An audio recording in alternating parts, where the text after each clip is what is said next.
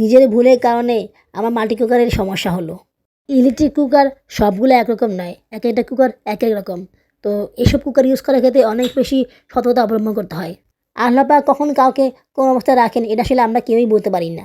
তাই আমরা যে অবস্থায় থাকি না কেন সেই অবস্থায় আমাদেরকে শুকরিয়া আদায় করতে হবে। মানুষ যেটা আশা করে সেটা হয় না, যেটা আশা না করে সেটাই হয়।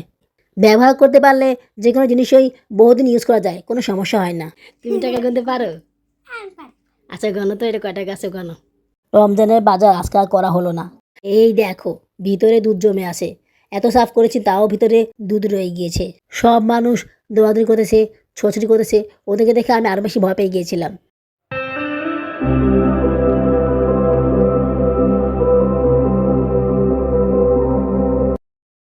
দেখো আমার কিচেনের কি অবস্থা।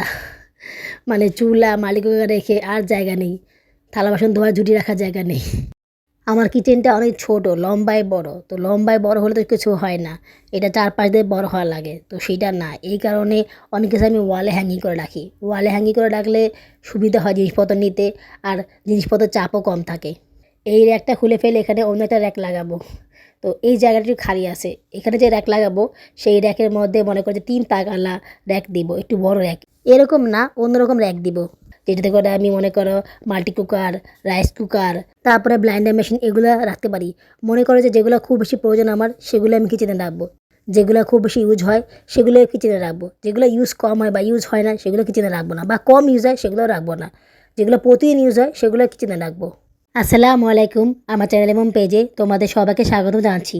তোমরা সবাই কেমন আছো? আশা করি আল্লাহর রহমতে ভালোই আছো। আমিও ভালো আছি আলহামদুলিল্লাহ। দেশে এবং বিদেশ থেকে যারা আমার ভিডিওটি দেখতেছো তাদের সবাইকে জানাই আমার পক্ষ থেকে আন্তরিক অভিনন্দন ও ভালোবাসা। নতুন আরও একটি ব্লগ নিয়ে আবার তোমাদের সামনে হাজির হলাম। মাল্টি কুকারে নুডলস রান্না করে নিয়েছি। নমা পাতিলে রান্না করলে তো পাতিলটা ধোয়া লাগে, ঝামেলা বেশি। তো এই কারণে এখানে রান্না করে নিয়েছি। এখানে রান্না করে নিলে সেভাবে করে ধোয়া লাগবে না, জাস্ট হালকা ধুয়ে দিলেই হয়ে যাবে। যেহেতু এটা ননস্টিকের কড়াই, লেগে যায় না। তো সেই ক্ষেত্রে এখানে রান্না করাটা অনেক ভালো হবে। তাছাড়া এটা হিটও বেশি, এটা খুব দ্রুত হয়ে যায়। এর চুলায় হিট একটু কম, দেখা গেলো যে একটু সময় লাগে নুডলসটা হতে, কিন্তু এখানে খুব দ্রুত হয়ে যাবে। যদিও আমি হিটটা কম দিয়েছি, এটা মনে করো যে সেদিনকার ব্লগ, যেদিন দুধ পড়ে পুরো মাল্টি কুকার অবস্থা খারাপ হয়ে গিয়েছিল।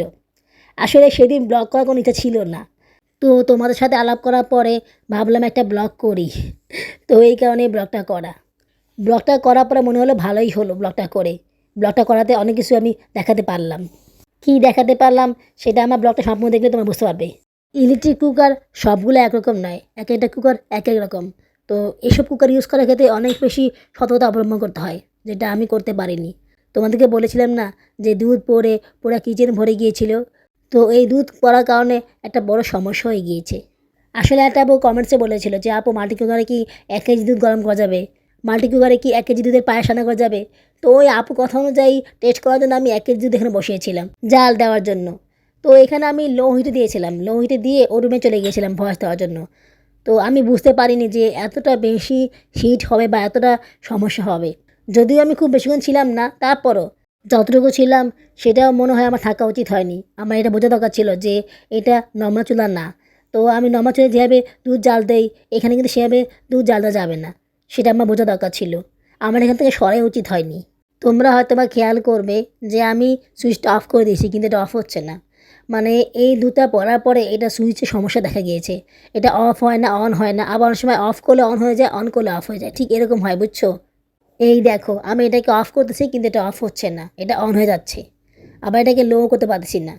তো এই কারণে আমি সুইচটাই বন্ধ করে দিয়েছি। বেশিক্ষণ ঘোরানোর পরে একটা পোড়া পোড়া গন্ধ বেরোলো, বুঝছো? মানে কি জানি কি পড়তেছে, তো ওইটা মনে হওয়ার পরে আমি সঙ্গে সঙ্গে সুইচটা অফ করে দিয়েছি, কারণ না জানি আবার কী সমস্যা হয়। এখন এটাকে ভালোভাবে ধুয়ে পরিষ্কার করে মুছে নিব। মোছার পরে কিছুক্ষণ রেস্ট দিব, তারপরে আবার চালু করবো, দেখি চলে কি না, দেখি সমস্যাটা সলভ হয় কি না। যদি সলভ না হয় তাহলে এটাকে ঠিক করতে নিয়ে যেতে হবে। আমার তো এটা ভাবতেই ভয় লাগতেছে। ঠিক করে নিয়ে যাওয়া মানে তো বহুত টাকা। কত টাকা লাগে কী লাগে জানি না। তাছাড়া মেশিনে হাত দিলেই তো ওরা অনেক কিছু বলে, যেটা আসলে ঠিক না সেটাও বলে। তো এই কারণে আমি একটু ভয় ভয়ে আসি যে এটা ঠিক করা লাগবে কি না। আজকেও ভাত খেয়ে নিচ্ছি, কী করবো, এতগুলো ভাত আছে, ভাতগুলো নষ্ট হয়ে যাবে। ভেবেছিলাম ভাত ভাজি করব, পরে ভাবলাম ভাত ভাজি করলে এই এতগুলো ডিমের কী হবে। কাল রাতে আমি বেশি করে ডিম দিয়ে আলু দিয়ে ভুনা করে রেখেছিলাম। আজকে আমি কোনো রান্না করবো না, এই কারণে বেশি করে ডিম ভুনা করে রেখেছি। বাবুরাবু কাকিরাতে নোয়াখালী চলে গিয়েছে। উনি তো নোয়াখালীর ভোটার, এই কারণে নোয়াখালী চলে গিয়েছে। যাওয়ার আগে বেশি করে ডিম, বিস্কুট, চকলেট, তারপরে লুডুস এগুলো দিয়ে গিয়েছে। আর আমাকে 500 টাকা দিয়ে গেছে। এই 500 টাকা নেওয়ার জন্য ওনাকে যে কত পাম্পড়ি দেওয়া লাগেছে, কত যে ওনার হাতে পায়ে ধোয়া লাগছে, মানে কত যে ওনাকে তোয়া তোয়া করা লাগছে জানো না।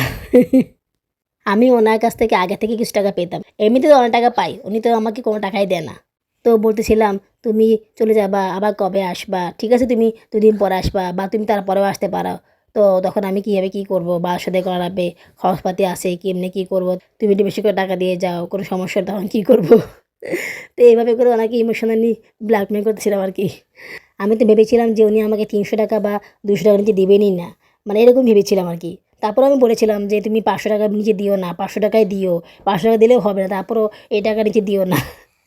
তো আল্লাহর রহমতে সে আমাকে 500 টাকাই দিয়েছে। আমি অনেক খুশি হয়েছি তার কাছে 500 টাকা পেয়ে। মনে করো যে কত বছর পরে সে যে আমাকে 500 টাকা নোট দিল জানো না আপুরা। মানে ওনার পকেট থেকে টাকা বের করা, মনে করো যে অনেক কঠিন একটা বিষয়, অনেক। গত রমজানে উনি আমাকে টাকা দিয়েছিল, ব্যাস এরপর থেকে উনি আমাকে আর কোনো টাকাই দেয়নি, মানে এরকম বড় টাকা আর দেয়নি। আমার প্রিয় লক্ষ্মী আপুরা, তোমরা যারা এখন পর্যন্ত আমার ভিডিওটি দেখতেছো কিন্তু একটা লাইক করোনি, তারা প্লিজ একটা লাইক করে দিও। লাইক করে দিলে কাজকে অবশ্য অনেক গুণ বেড়ে যায়। আর যদি খুব বেশি ভালো লেগে থাকে তাহলে আমার এই ছোট চ্যানেলকে সাবস্ক্রাইব করে আমাকে আপন করে নিও। ভিডিওটি সম্পূর্ণ দেখার পরে একটা কমেন্টস করে দিও। তোমাদের একটা কমেন্টস আমাকে কাজ করার জন্য অনেক বেশি অনুপ্রাণিত করে, তাই কমেন্টস করতে ভুলে যেও না কিন্তু, অবশ্যই কমেন্টস করবে। এই 500 টাকা নিয়ে আমার কাছে 1700 টাকা জমলো। আমি তো ভেবেছিলাম টাকা জমানোই হবে না, কারণ আজকাল থেকে স্কুল বন্ধ হয়ে গিয়েছে, ভোটের কারণে বন্ধ।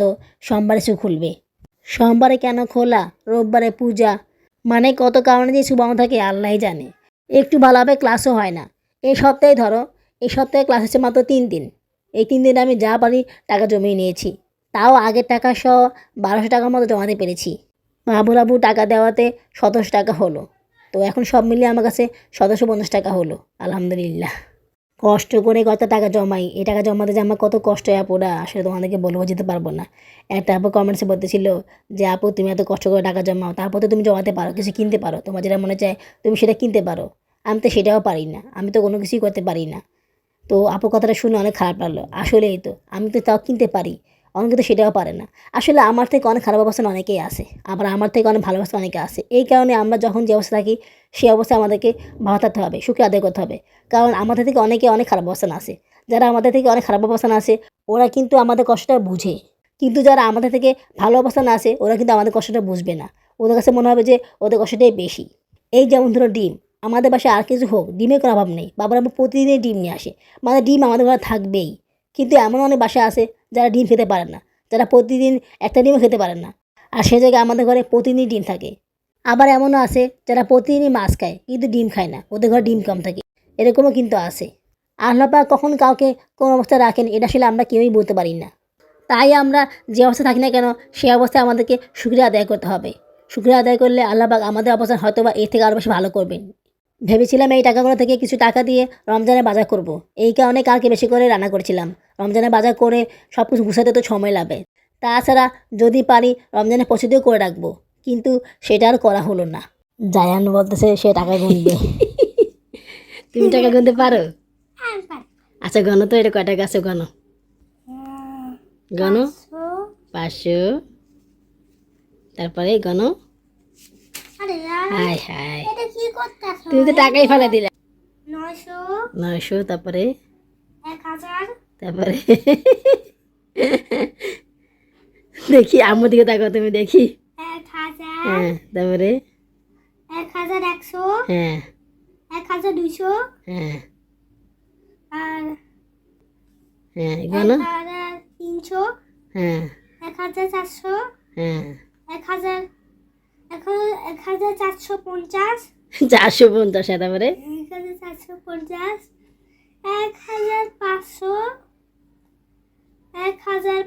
1500, 1600, 1650, 1700, 1020, 1020, এখানে আছে 1750, 1750, আরো আছে 1,000, 1,450, 1,060, 60 যাকে পাইছে 1,000, আর নাই তো।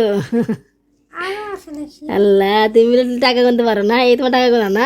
হ্যাঁ, মানে কোনটা উল্টা করে দিছে কেন? আচ্ছা বলছি, তুমি লেখো, যাও দাও। উল্টা করে দিছে। আচ্ছা বসে দাও, বুঝছি, পরে শিখো, যাও যাও লেখো, যাও। আমি করতে চাই। আচ্ছা বলছি, তুমি লেখো, যাও যাও।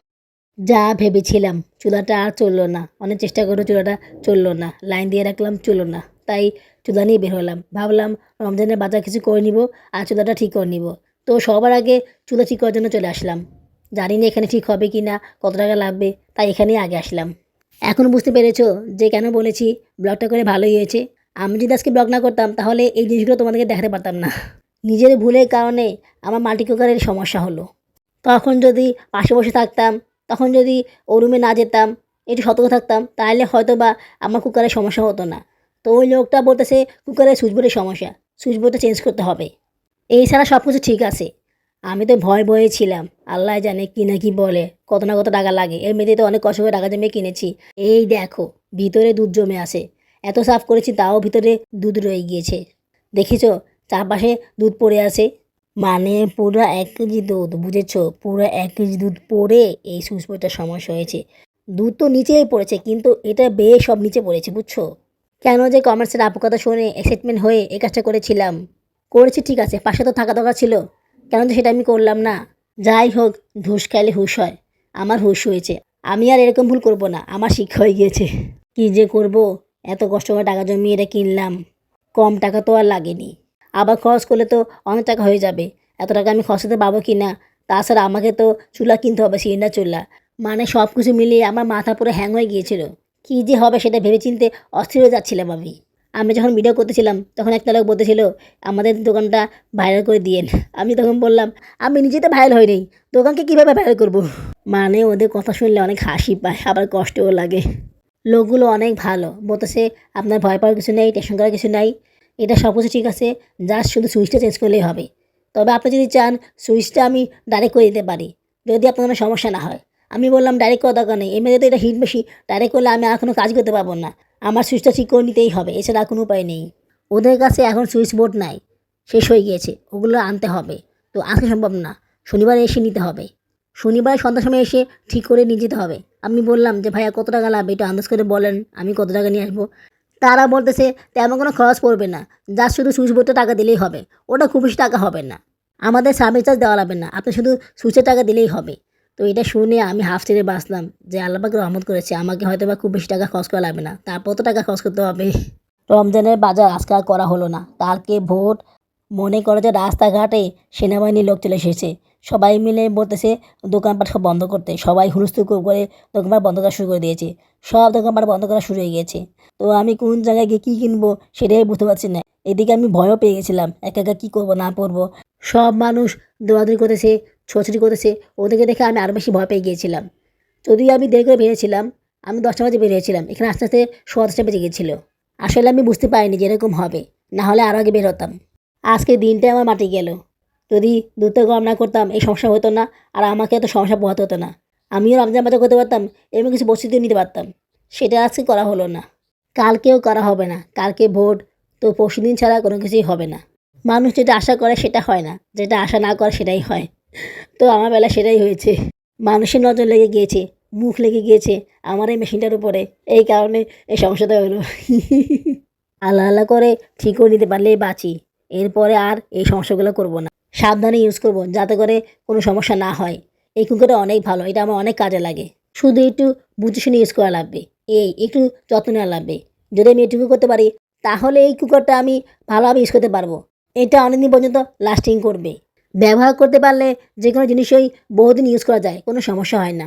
তোমরা যারা এই মাল্টি কুকারটা কিনবে বা কিনবে ভাবতেছো, তারা অবশ্যই অবশ্যই ইউটিউবে ভিডিওগুলো দেখে তারপর কিনবে। মানে যারা এগুলো ইউজ করতেছে, যারা আমাদের মতো লাইফস্টাইল ব্লগ করে, ওদের ভিডিও দেখে বুঝে তারপর কিনবা। কারণ হুট করে কিনলে কিন্তু ইউজ করতে সমস্যা হয়ে যাবে, তখন আমার মতো এরকম প্রবলেমে ভুগতে হবে। তাই যে কোনো জিনিস কেনার আগে অবশ্যই বুঝে শুনে কিনবে, যাতে করে সে টাকাটা ভালোভাবে ইউজ হয়, নষ্ট না হয়। লোকটা যখন এই মেশিনটা লাগিয়ে দিচ্ছিল, মানে আমি এটা বাসায় নিয়ে যাব, শনিবারে নিয়ে আসবো, তখন ওরা আমাকে সুইচ বোর্ডটা লাগিয়ে দেবে, কিন্তু সেটা আর পারলাম না, কারণ সেনাবাহিনীর লোকেরা চলে এসেছিল, বাবা শুধু দোকান বন্ধ করতে বলেছিল, তাই ওরা না পেরে দোকানটা বন্ধ করে দিয়েছিল। বললো যে শনিবার এসে নিয়ে যেতে, এটা দোকানেই থাকবে। কী আর করার, এটাকে দোকানে রেখে বাসা চলে আসলাম। ফোন নাম্বার নিয়ে আসলাম, বলেছে যাওয়ার আগে ফোন করে আসতে। দেখো সায়রা কি সুন্দর ড্রয়িং করেছে। ও ড্রয়িং খুব সুন্দর করে, দেখেছো? যে কোনো কিছু এঁকে সুন্দর করে রং করে। একটা মেয়ে কার্টুনের ছবি সে সুন্দর করে আঁকতে পারে। আমি তো দেখে অবাক হয়ে গেছি, ও কীভাবে রাখতে পারলো। শুধু কি আঁকা, রঙও করতে পারে। পড়াশোনা করার বেলায় ওর যত অনীহা, পড়াশোনা করতে গেলেই ওর যত সমস্যা হয়, তখন নানা রকমের তালবাহানা শুরু হয়ে যায়। এই ড্রয়িংটা আমি আমার কাছে রেখে দিব আমার মেয়ের স্মৃতি হিসাবে। আজ এইটুকুই, আগামী ব্লগে দেখা হবে। আল্লাহ হাফেজ।